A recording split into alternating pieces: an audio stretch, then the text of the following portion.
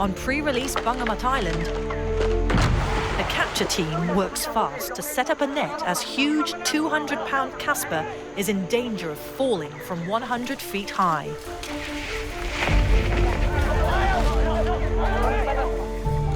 In Group 3, Big Beni's food thieving is causing serious concern for his health. Lan Ting uses his healing hand as an excuse to flunk his first nest-building lesson.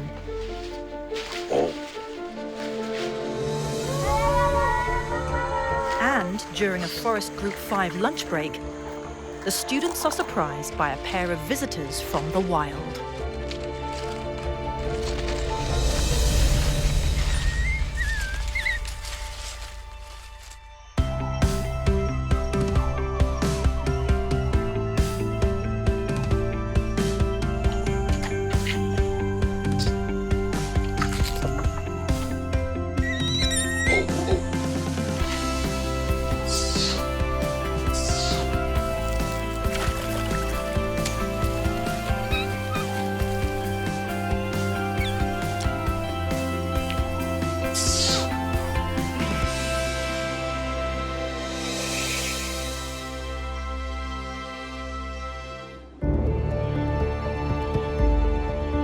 In the heart of Borneo, on the Rungun River, a specialist team has been working for 2 days to capture 18 orangutans from a pre-release island as they begin the final leg of their journey back into the wild.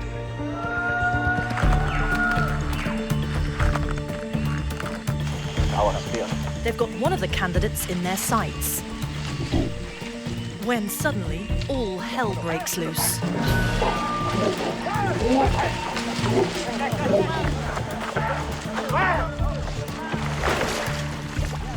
A huge, aggressive 16-year-old male named Kasper charges out of the jungle, sending the Teknisi scrambling into a place Casper can't follow them.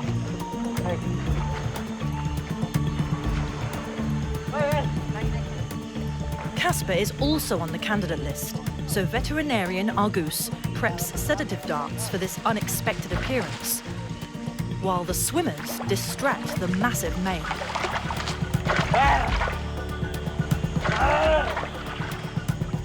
Casper was brought to Nyaru Menteng when he was just 18 months old. As he progressed through jungle school, he ruled the classroom hierarchy.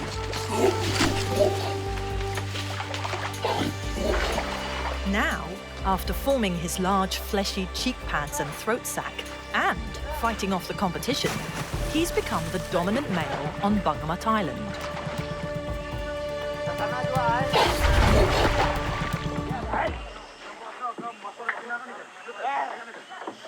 Being the king on this pre-release island is good news for Casper now. But there's a catch if he's going into the wild. A new home range will mean new males competing for dominance and females.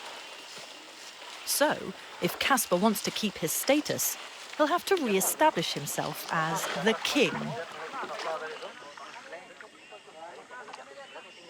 His aggression towards the Teknisi is similar to how he would have to behave towards new adult males.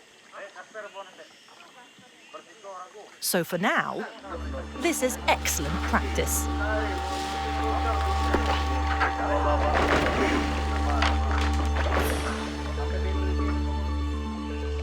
The sniper's ready.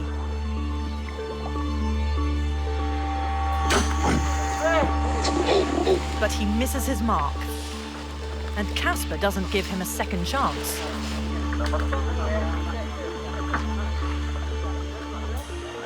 The capture team has only one option: to pursue the aggressive male back into the forest.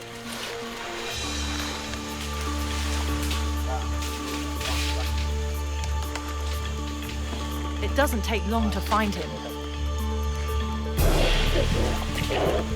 The stakes are high for this shot. If the sniper misses, the team's safety will be at risk. With the strength of 7 men, an angry Kasper is potentially lethal.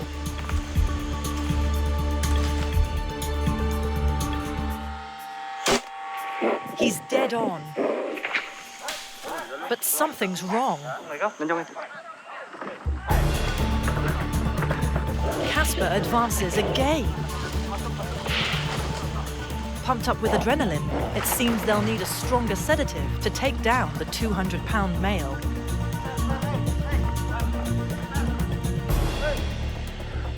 But darting him again so soon could be dangerous for the big guy. So the team decides to wait until tomorrow.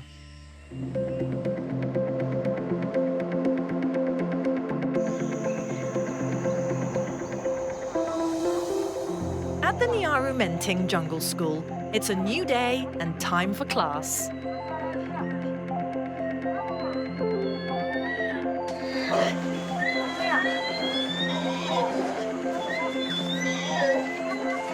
At the Group 1 and 2 dorms, Valentino's back on gate monitor duty.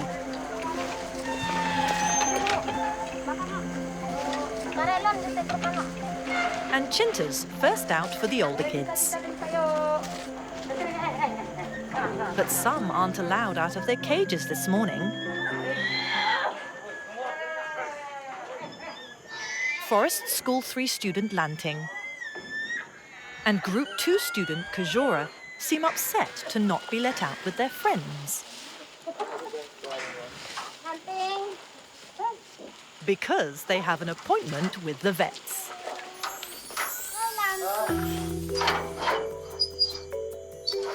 Both students had cuts on their hands, and this morning should be their final checkup. Lanting had his stitches recently removed, while Kajora's wound is pretty much healed. She's really just providing emotional support for little Lanting as the vets check his cut.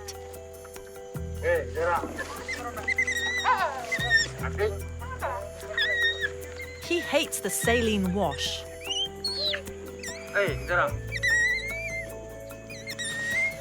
Perhaps he's playing to his audience.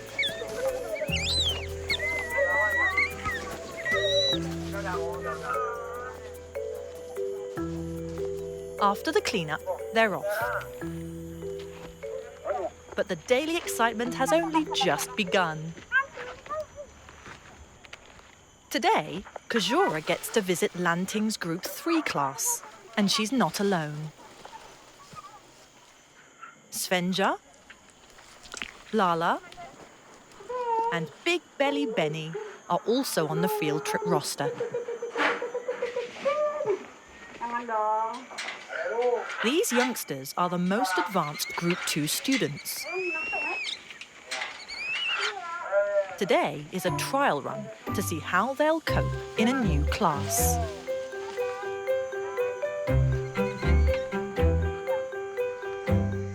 Forest Group 3 has moved to a brand new location, a much longer walk than these kids are used to.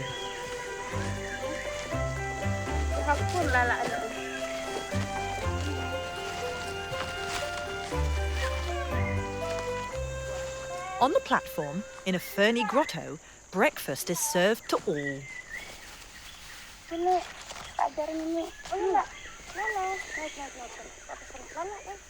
Lala bags herself a prime spot right next to the fruit basket.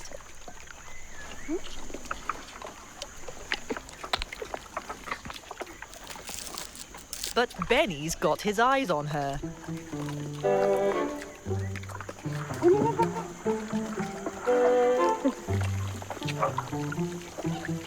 Her first lesson this morning is always be vigilant with your breakfast banana.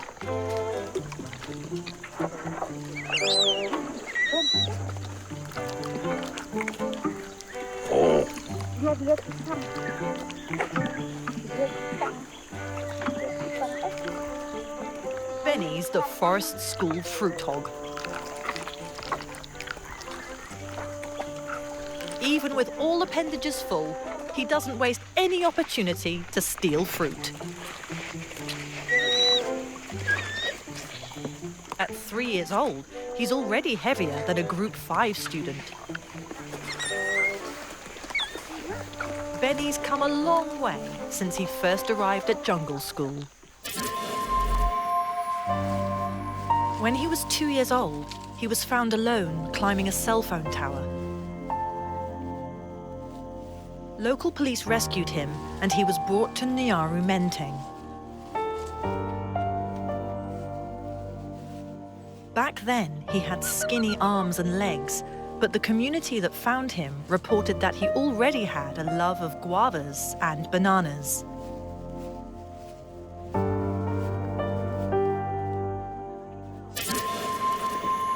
Now, Beni enjoys an endless supply of fruit, which may not be a good thing.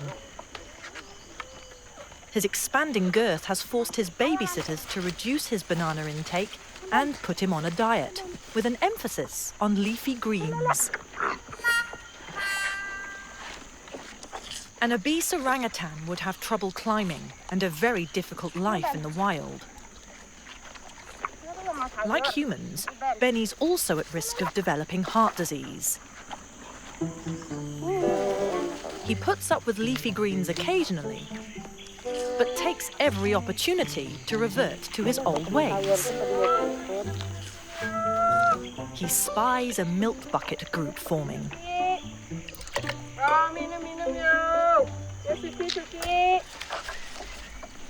And while babysitter Ursula is distracted, Beni makes a roll for it.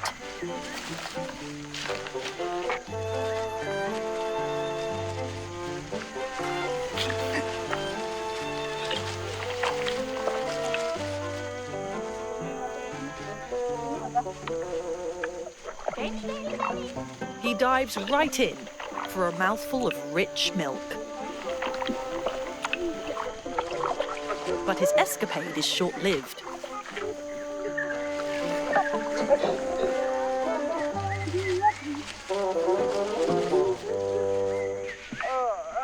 The babysitters will have to keep a keen eye on this milk thief if he's to lose any weight.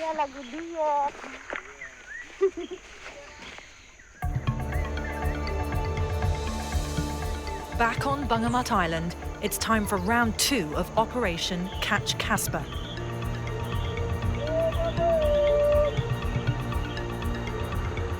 The capture team locates him in a more open part of the forest.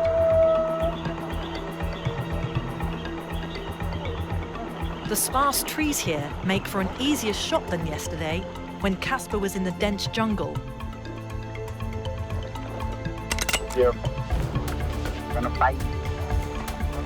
But the king's a long way up.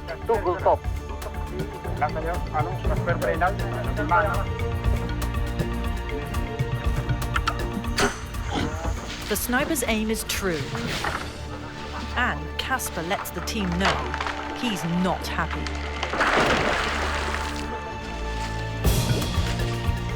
He tosses away the dart and climbs higher. But with a heavy sedative working its way through his body, this is dangerous.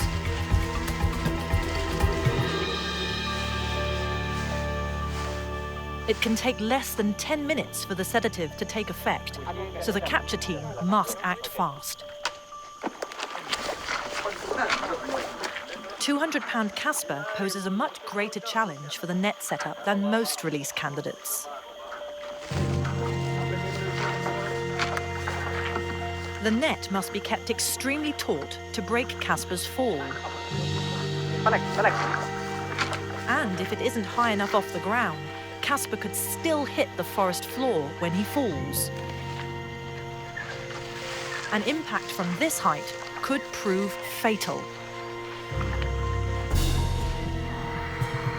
As the sedative kicks in, King Casper transforms from a hulking brute into a gentle giant.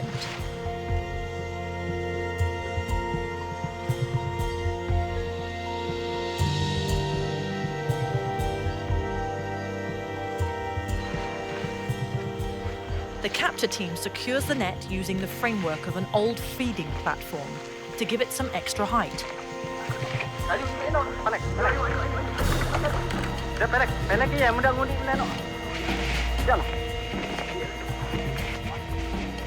But as they make a last-second adjustment, the net slips at the worst possible moment.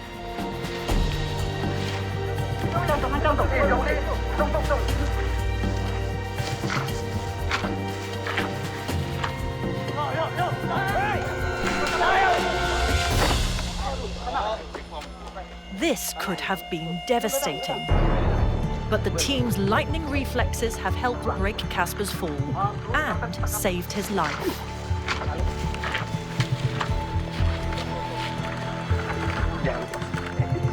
The vets urgently check him.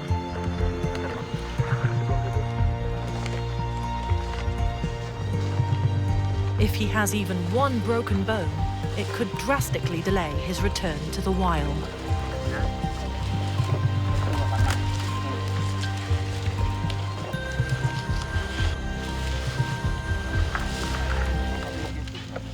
Their initial examination suggests nothing's broken, but they won't know the full story until he's checked out back at base.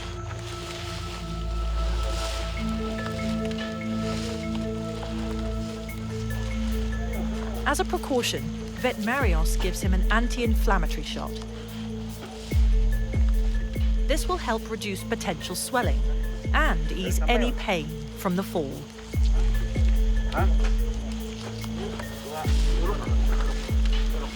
They're not out of the woods yet, though.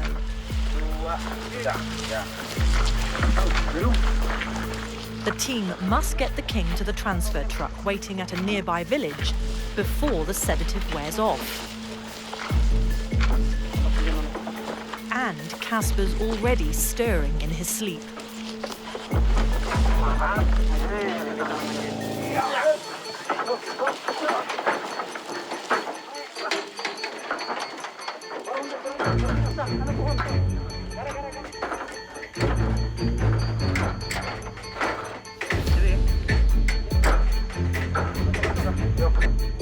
If he regains consciousness in transit, he could topple the tiny boat.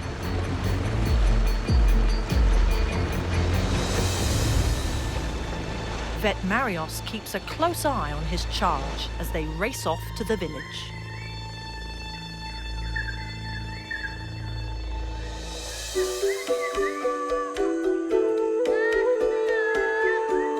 In the forest surrounding Niaru Menteng, the group 4 and 5 students settle into class. There are no formal lessons at this advanced stage of jungle school. Students take learning into their own hands. Chinta's a tactile learner.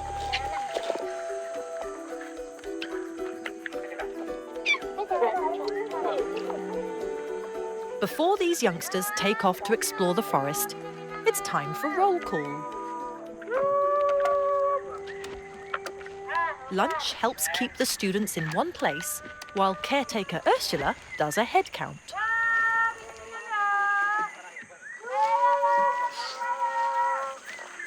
On the platform, 8-year-old Penty, with her distinctive long, dark auburn locks, attempts to devour her cucumber in peace. But she has a rather intent audience. Scrawny little male Lima seems fascinated. He's the same age as Penty, though you wouldn't know it from looking at him. His intense staring is actually his way of asking Penty to share.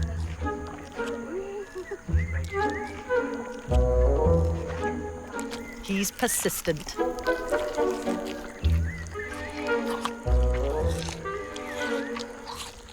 And it pays off.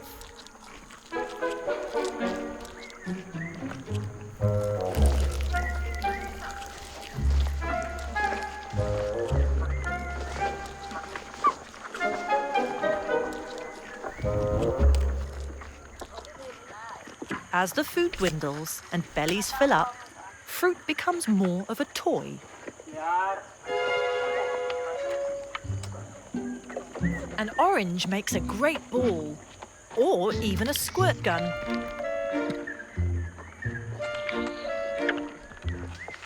But Chinta's still searching for her favourite food. She's horrified. She has no corn left.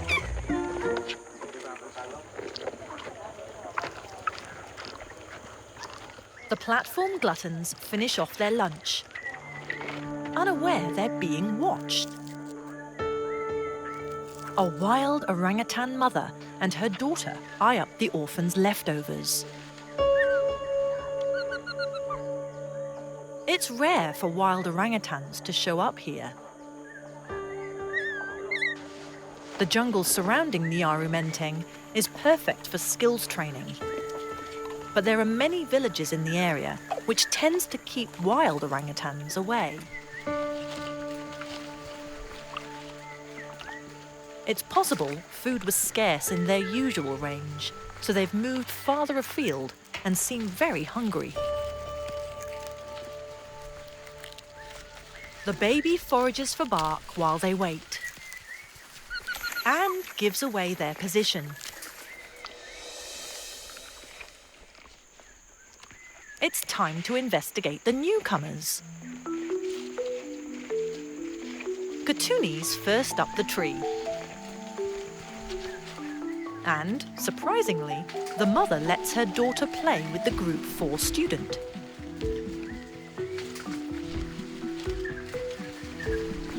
Wild female orangutans usually only hang out with female relatives. So a chance to play with non-related kids is unusual. Soon, more of the jungle school orphans join in.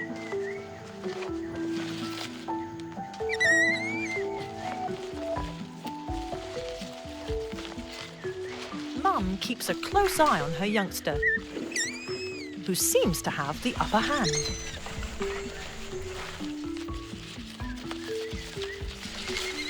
But all mothers have their limits.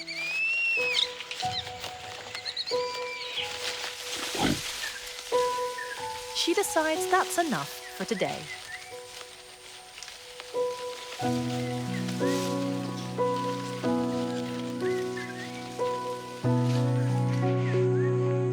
Katuni rejoins his classmates on the platform, and the wild baby settles for her mother's milk.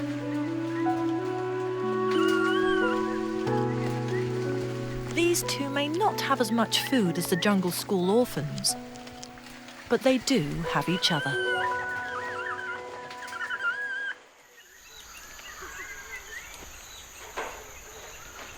Over at nursery school, the younger students may be small, but they can still pack quite a wallop.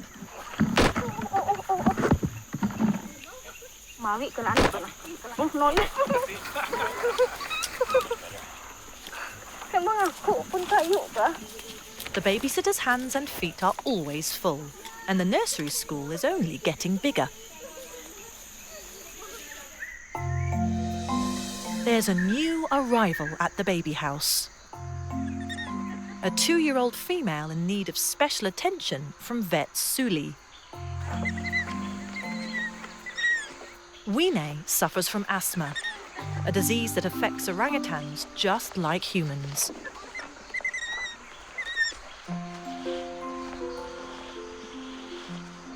She'll need 3 nebulizer treatments every day.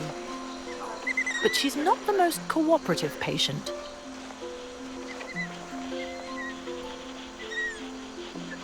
Wine won't put her mouth around the nebulizer like a human, so Suli aims it toward her nose.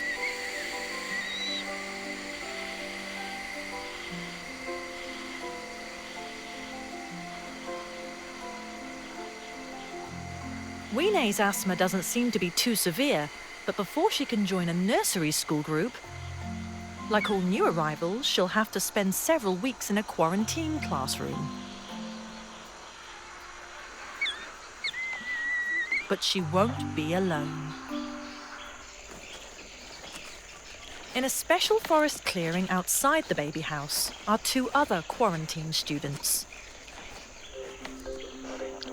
2-year-old Netta plays the big sister role for little foster brother, 1-year-old Jari. 3 bulan keluar sih, tinggal nunggu kabar aja. Babysitter Yun takes Wine for a climbing lesson, watched closely by her classmates. But it seems she has attachment issues.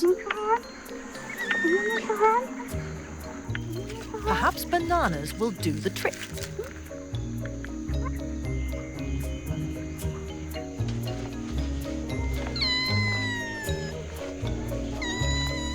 Despite the incentive, Wine isn't budging. So Netta swoops in.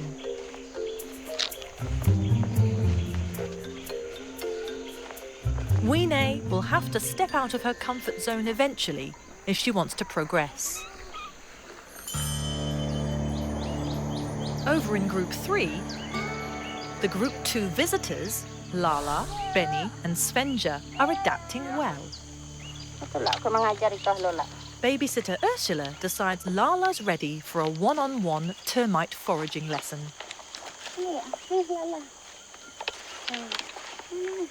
Showing the students how to find insects hidden in rotten logs is a lesson which is reinforced from nursery school all the way through to junior high.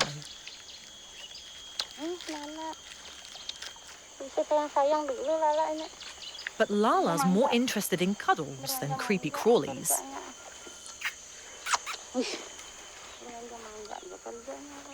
Ursula obliges just as Lala's mother would have done.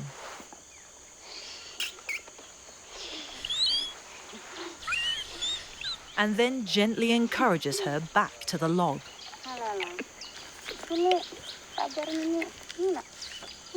Like human kids, orangutans learn in different ways, and Ursula knows how to get the best from her little student.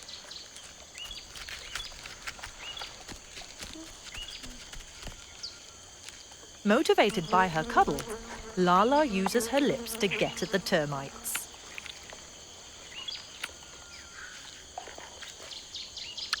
And then it's time for another reward. Babysitter Shri tries a similar approach with Lanting in Nest Building 101.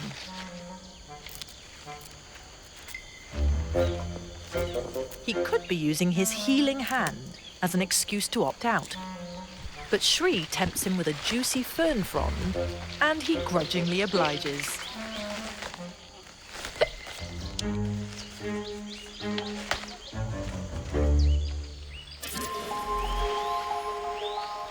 In the wild, orangutans construct nests high in the canopy to sleep in every night by weaving branches and lining them with leaves.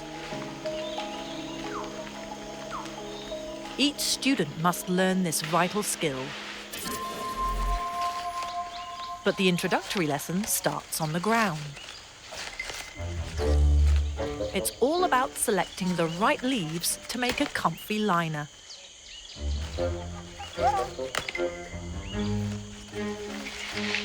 Lanting is supposed to put the leaves underneath him.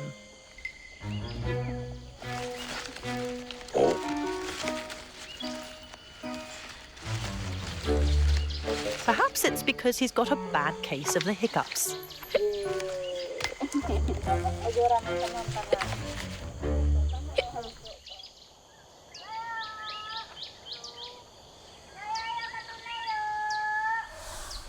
Over at Forest School 4 and 5, most of the orphans are still at lunch.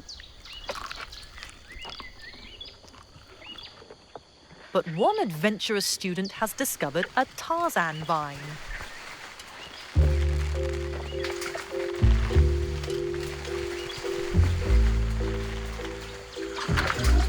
Five-year-old Obama spies the action, and he's off to join in, with his lunch, of course.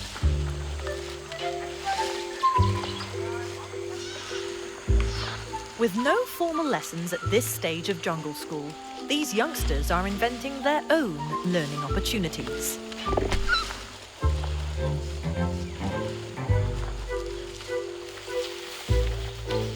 Dark auburn, perfectly coiffed Penty and her younger friend Etang play fight. Refereed by Ben.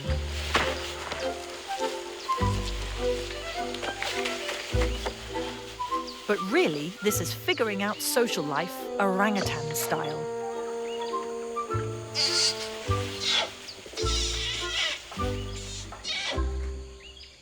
This may look like a Tarzan vine, but it's really a gladiatorial arena.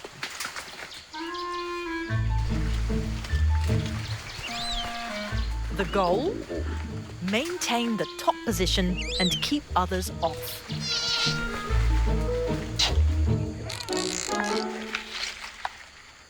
Ten-year-old Dilla, the oldest orphan in jungle school, is queen of this game. But 4-year-old Litty is still figuring out this hierarchy. She makes a beeline to the vine.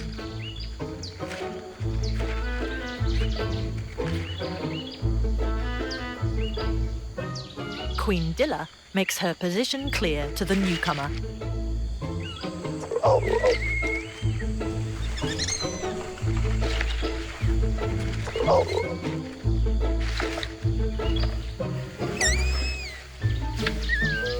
Litty's not intimidated.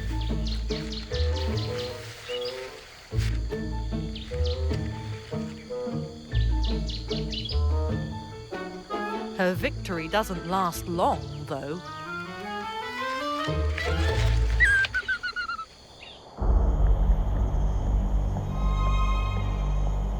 A long way from jungle games, several miles up the road from Nyaru Menteng, is the pre-release quarantine facility.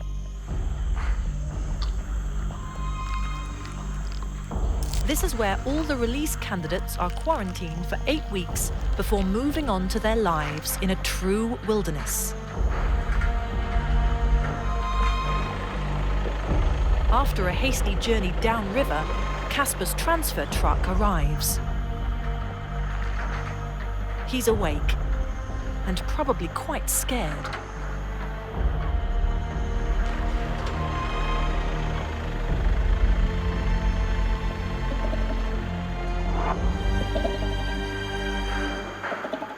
Another big cheek-padded male watches the newcomer.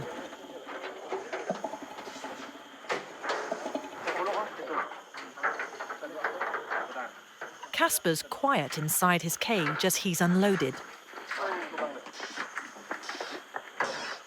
But 16-year-old Puji, another transfer from the pre-release island, kiss squeaks in protest. She was rescued when she was 4 years old from a Thailand circus, so she's extremely wary of small cages.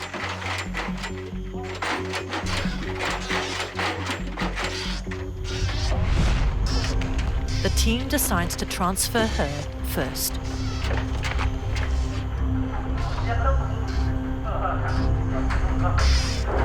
Puji is half Casper's weight, but it's still an awkward process.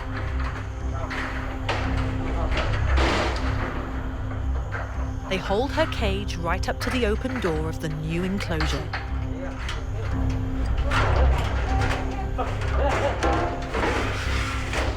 But frightened Puji gives them the slip.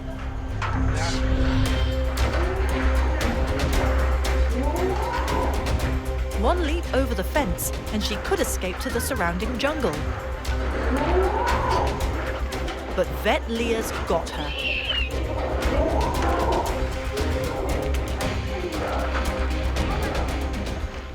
It's an extremely close call. The excitement creates a chorus of cries from the other release candidates. That did not go as planned. If the same thing happens with Casper, it will be much more dangerous.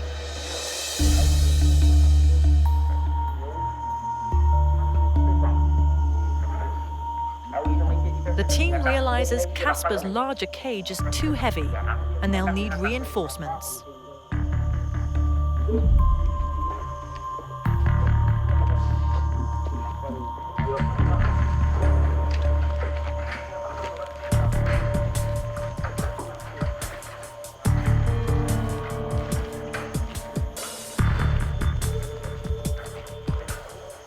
Angie watches as her new neighbour arrives.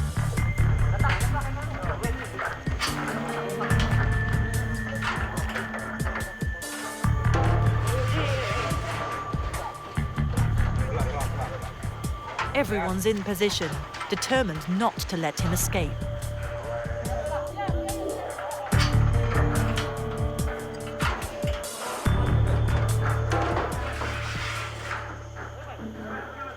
But King Casper saunters into his temporary home without a hitch and lives up to the orangutan's reputation of being the gentlest great ape.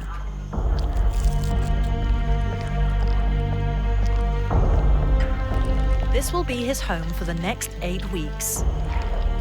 But if the vets give him the all clear, it'll be the last cage Casper ever lives in.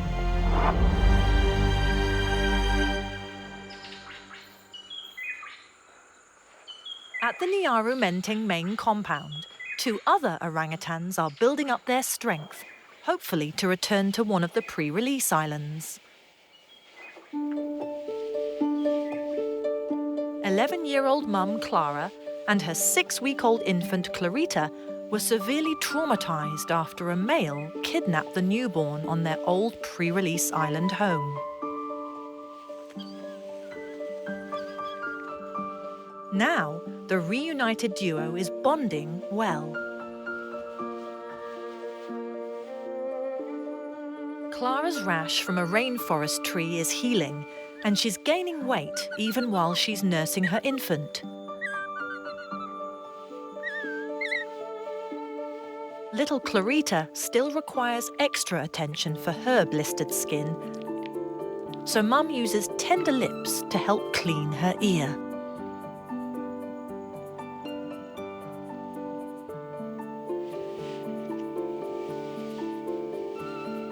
Clara and her baby are as close as ever.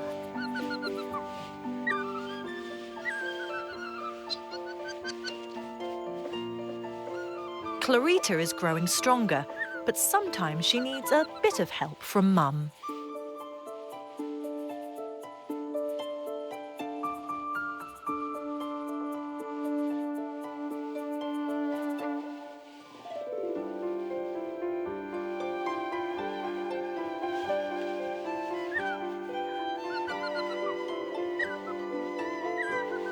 This little family is exceptionally lucky to have found each other again.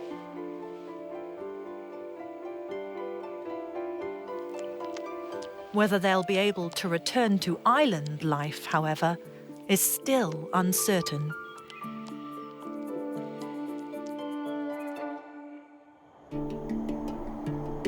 At the pre-release quarantine facility, all 18 release candidates have arrived and are settling into their cages. Bruni is the last to move into her temporary home. Outside, the vets set up their clinic, where they'll examine all the candidates. And around the corner, a diesel generator powers the X-ray station. They'll need to sedate the patients for this vital step in assessing their health. Rowo got a couple of cuts during her capture, so she's first in line. She's offered sweet guava juice, while veterinarian Marios sneaks in with the sedative.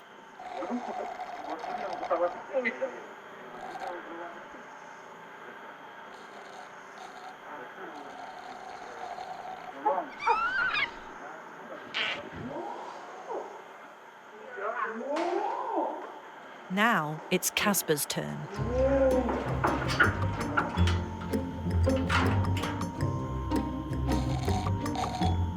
He falls for the guava juice bribe, but he's on to Vet Vivi.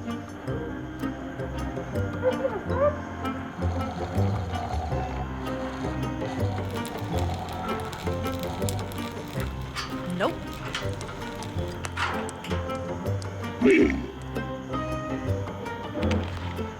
She tries a new angle. but he escapes before she can squeeze in the sedative.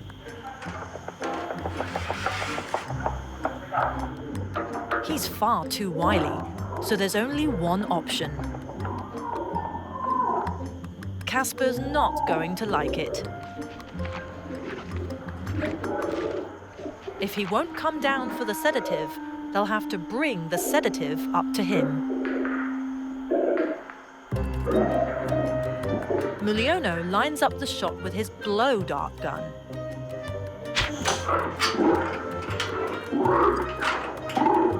Poor Casper.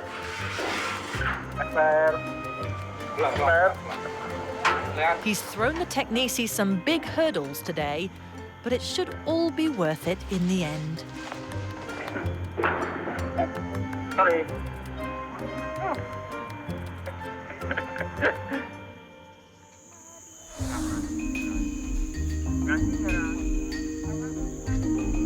Over at the forest school field trip, up in the canopy, someone is reaching new heights.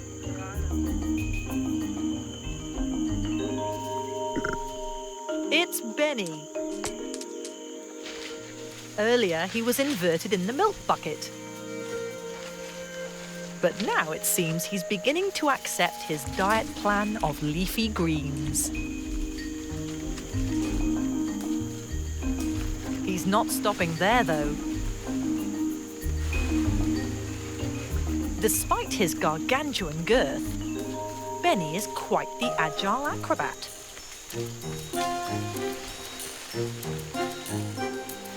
Perhaps he'll be able to shed those extra pounds after all. If the branch can hold him, that is. Below Beni, Lanting is resisting another nest-building lesson. He's still using his leaves as a blanket, and he's had enough.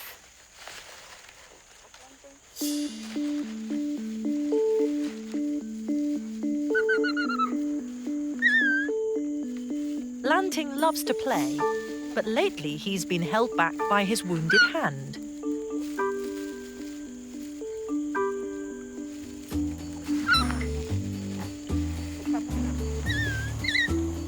Finally, a bit of air and a floppy flex helps him realise that actually his hand's okay.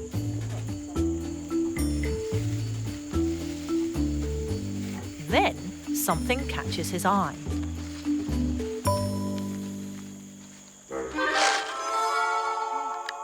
He snags a grasshopper and brings it back to his nest.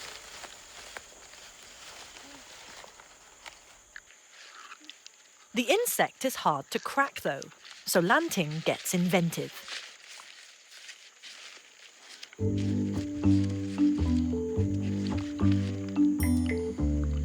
Wild orangutans use nearly 40 different tools, from grass straws to drink water, to sticks to crack open prickly, painful fruits.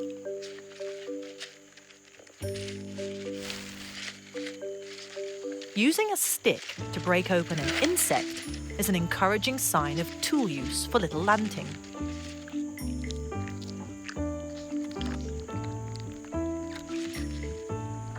Grasshoppers pack a surprising amount of protein for such a bite-sized snack.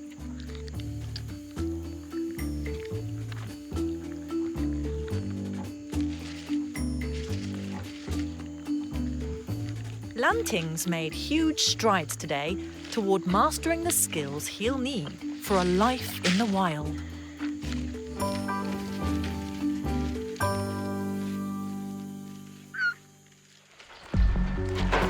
Back at the quarantine facility, Casper's fully sedated, ready for his X-ray. It'll help reveal any damage from his fall and potential signs of tuberculosis. This highly contagious lung disease can be deadly and could be devastating if introduced into a wild orangutan population. If any candidates are infected, they won't be able to continue this journey.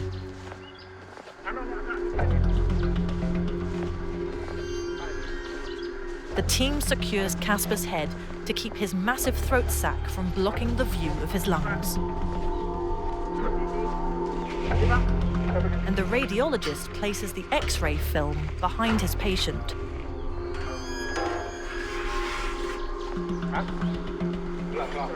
Heavily sedated Casper doesn't feel a thing, and it's the safest way to produce a clear image of his lungs.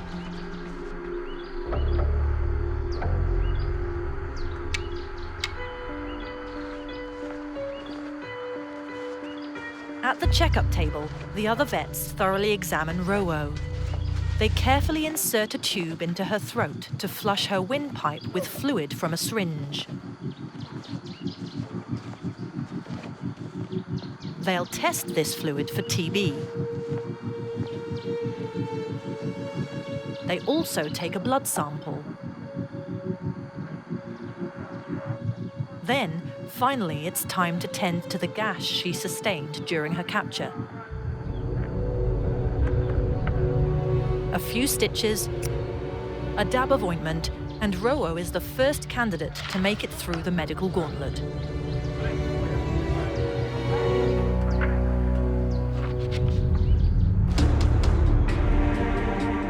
The weather takes a turn for the worse. But rain doesn't stop the team from checking all 18 release candidates.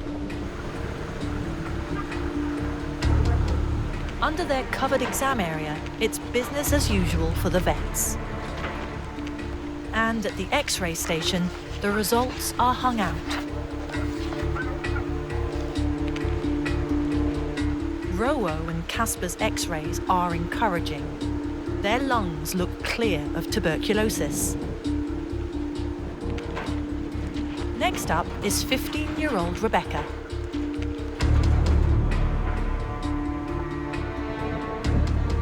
As they begin her checkup, the radiologist finishes developing her X-ray.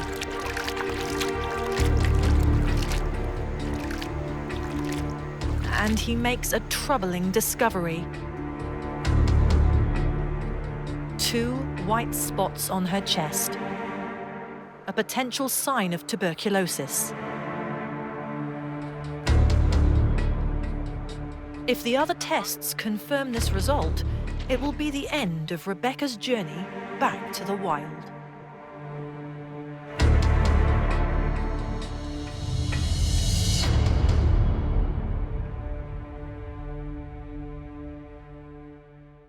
Hey Love Nature fans, be sure to like and subscribe to catch all our wild animal stories.